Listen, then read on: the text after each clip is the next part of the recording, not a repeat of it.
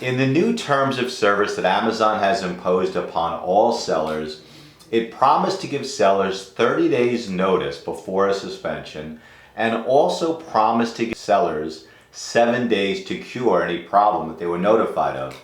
However, Amazon created three huge loopholes, and the loopholes are so broad that we broke this portion of the videos down into three separate sections: loophole A, loophole B, and loophole C.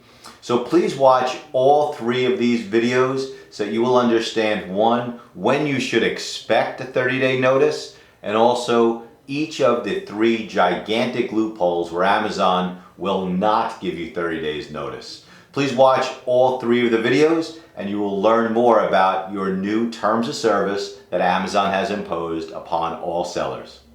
Okay, let's move on to subparagraph C. So we're in the brand new business solutions agreement. Paragraph 3, subsection C, which is another way that Amazon is getting around this well-publicized thing where they claim they're going to give everyone 30 days notice.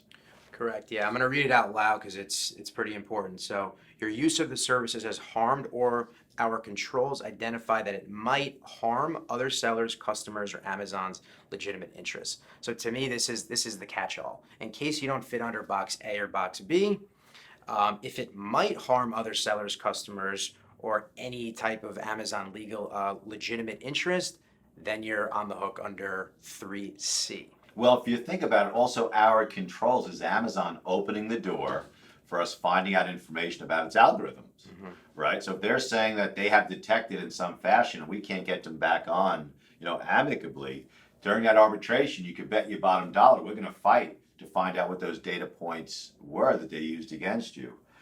So it is another provision, another loophole that Amazon's reserving to try and make unilateral decisions. What I also think was really interesting is how Amazon described harming Amazon or harming sellers or customers. And I don't know what that harm means. Like, does that mean just the $4.99 that people bought the toy with? Is that the harm? Or is it like some type of physical harm? It could be, I've seen like seller code of conduct violations, so it could be, reaching out to other sellers, trying to intimidate them.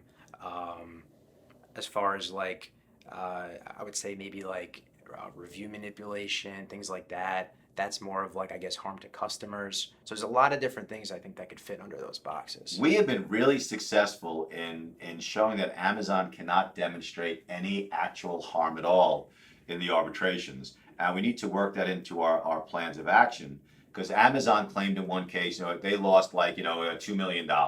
Said, great. How much did Amazon make the week before this occurred? And I don't have that number. And how much has Amazon made the next week? I don't know. But has Amazon made more money week over week, quarter after quarter for the last, 10 years? And the answer is consistently yes. Of course. So they can't show any harm. So if Amazon's claiming harm to it, I think that opens the door to a lot of persuasive arguments at the plan of action level, at the appeal level, also at the Bezos escalation level, but again, by using their own contract issues in your plans of action, which I think is a really good idea. Also, I thought in this subparagraph C that how the notice is going to get sent to sellers, email, Seller Central, right? Yep. Notice when a lot of sellers are locked out. Some are locked out, so then what type of notice is it? So then you can argue, well, we never actually were notified. Yes, exactly. No notice would violate all of its own internal provisions. And I think that is one of the strengths that we have as a law firm, is that we can analyze the heck out of this contract and then find things that Amazon didn't do on your account and use that in a plan of action, to get you better.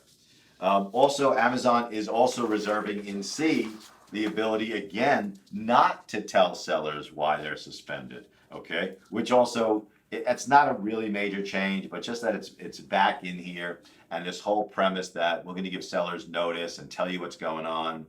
We hope it happens a bit, like maybe if we see Amazon telling sellers what the problem is in 20% of the suspensions, I think that'd be a great thing for sellers. Oh, I think that'd be fantastic.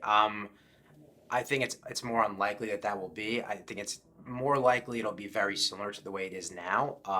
It just sounds a little bit better the way it's worded here. And I think by them spelling out when you get notice and when you don't, when you get an explanation, when you don't, we can use that against Amazon in a persuasive way, not like in a negative way, but in a really persuasive, positive plan of action that you should have been given notice because it was not a material breach.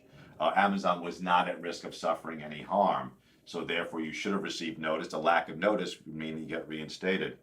That's the information for this loophole, and please make sure you watch all 3 videos regarding the loopholes Amazon created where it will not give you the 30 days notice or the 7 days to cure.